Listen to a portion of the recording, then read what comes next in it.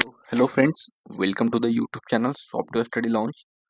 So, today we are going to learn the SQL data query language. It is also called as the DQL commands. It is basically used to querying and retrieving data from the database. So, it contains the select query. Okay. So, let's see what is exactly the data query language. So, data query language in a SQL is primarily focused on the retrieving data from database. User can retrieve any data with just one select query according to their needs. The command is simplifies the complex data retrieval. So basically, select is used to feed the data from the multiple tables with the basis of using the conditions, group by, and any other things like that way. Okay. So what is select allows you? So select allows you to specify the columns or fields retrieved from the database table. Filter the data using specific condition using where clause. Join multiple tables to retrieve data from related tables. Perform the aggregation and calculation using the function like count, sum, average, etc. Sort retrieve data using the order by query. Group the data using group by clause. Apply condition to retrieve data of group by using the having clause. Change the data based on the condition. So basically, when we use the group by in our query, at that time we cannot apply the condition on that group by data. So at that time, how we can filter this? So the having clause comes in a picture. So when we use the group by clause and data is filtered using the group by clause, at that time we can apply the condition using the having clause. So we will check in our next slide. So how to write the select query? So it is very simple syntax. So first select column 1, column 2, or you can use the star to fetch all the columns from the table, then from table name, and then where condition. So first take the example of very basic query. So select first name and salary column from the employees table. It basically returns all the rows present in the employees table with the two columns, first name and salary. Second is select with where clause. So the syntax is sorry, the query example is select first name salary from employees where salary is greater than 30k. So it basically returns those employees whose salary is greater than 30k. So then select with order clause. So when select first name salary from employees, order by ascending. So when we write order by, at the time the salaries, the data is filter and order by the salary in the ascending order. That means the lowest on the top and highest on at the last. Then next one is, so like ascending we can use the descending as well. At that time when we use the descending, then the highest salary is on the top and the lowest salary is at the bottom. Then select with group by and head. So suppose we want to count the each department average salary of each department. At that time we use the group by. For example, select department ID, average salary as a average salary. So average underscore salary is the alias of average salary column from the employees table.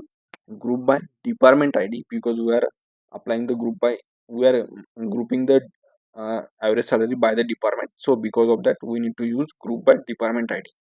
After that, having average salary greater than 30k. So at that, so here we are applying the condition on the average salary. So suppose there are two department, and first department average salary is 20k and second department average salary is 31k.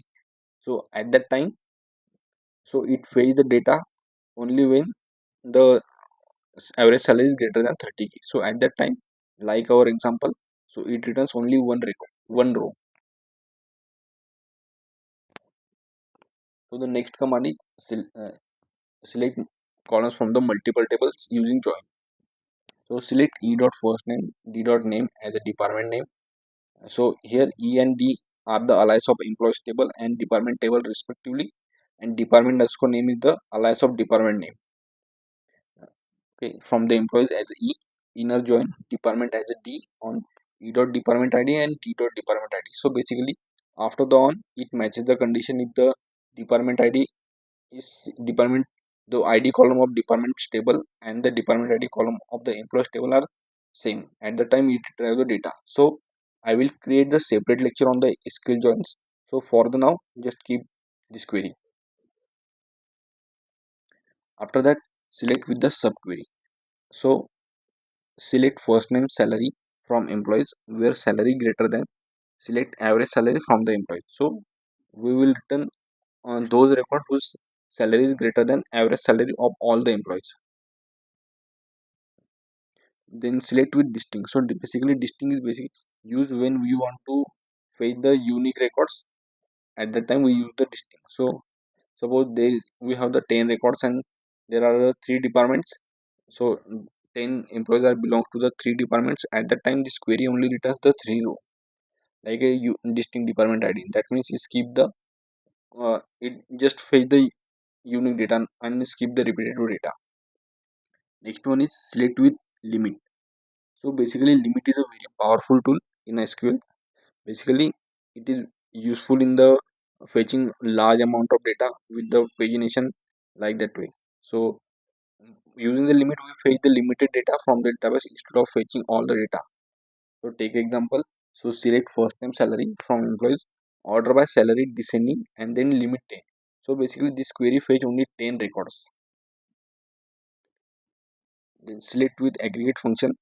So select count as a total employees, sum as a salary or as a total salary from the employees. So basically this query only returns single row with the total employees from the employees table and total salary of the all the employees in the employees table.